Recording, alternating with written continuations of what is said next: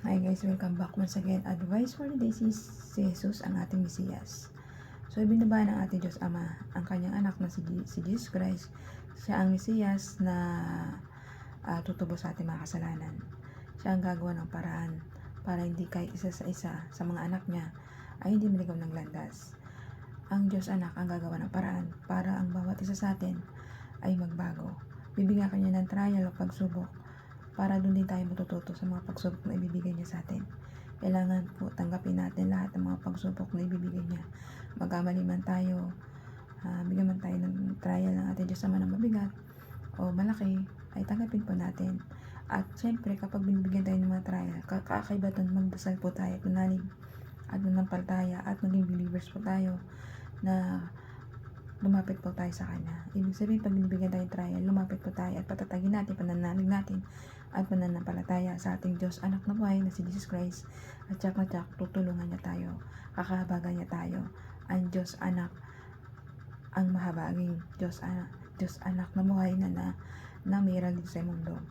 Pag nagdasal ka sa Kanya, tumingin ka sa Kanya sa mga lahat ng problema mo, at sobrang laki man yan sinlaki man yan ng dagat ang mga problema mo, mga alalahanin sa buhay, at tsak na tsak, malulutas yan. Gagawa ng paraan ating Diyos Anak ng si Jesus Christ para makagawa ng paraan para masolusyonan lahat ng mga problema mo sa buhay. So, ang ating Diyos, binigay ng kapangyarihan lahat sa Kanya, ng ating Diyos Ama, na makapangyarihan sa lahat. So, kaya rin ng ating Diyos. Kung ano kapangyarihan ng ating Diyos Ama, ganoon din ang kapangyarihan ng ating Diyos Anak na si Jesus Christ. Humiling lang po tayo sa Kanya. Dahil siya ang Mesiyas na ibinaba ng ating Diyos Amang buhay na makapangyarihan sa lahat para tubusin tayo lahat ng mga tao dito sa ibabaw ng lupa. Kung ikaw, malaki ang kasalanan mo, magsisi na po tayo sa lahat ng kasalanan gawa natin. Tsak na tsak, pagagalingin at pagagalingin tayo at ililigtas tayo sa lahat ng mga kasalanan gawa natin dito sa ibabaw ng lupa. Kaya ikaw, habang maaga pa, magbago na po tayo. Lahat ng kasalanan na gawa mo ay pagsisihan na natin at magmagalig-loob lang po tayo sa ating Diyos Anak na buhay na si Jesus Christ. Tsak na tsak, papatawarin niya tayo.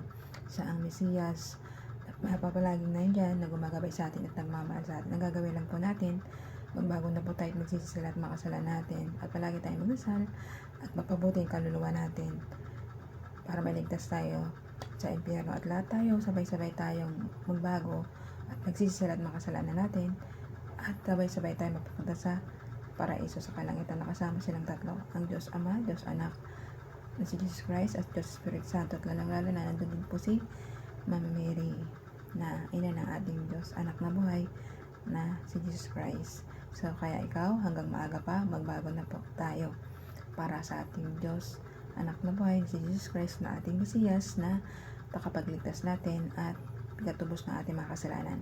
Ang gagawin lang po natin, magsisi sa mga kasalanan natin at huwag magbalikan to at lagi tayong tumulong sa ating kapwa-tao, magmahalan, magtulungan, magrespetuhan po tayong lahat dito sa ibabaw ng mundo. Yun lang po ang gusto ng ating Diyos Anak na buhay na nasa langit, na umiiral dito sa ibabaw ng mundo. Hindi niya pababayaan tayong lahat, mamahalin niya tayo kasi mga anak niya tayo. Kahit isa hindi niya kailanman na hinayaang pinabayaan o tinalikuran to, because niyayakap nito kahit sobrang mahal na mahal niya to at sobrang dami niya pa tong mga kasalanang nagawa. Tatanggapin ka niya ng buong puso, kaluluwa at lakas niya. Amen. In the name of Jesus Christ, Amen. Kaya ganito na lang po aking advice. Ingat na lang po tayong lahat, and God bless.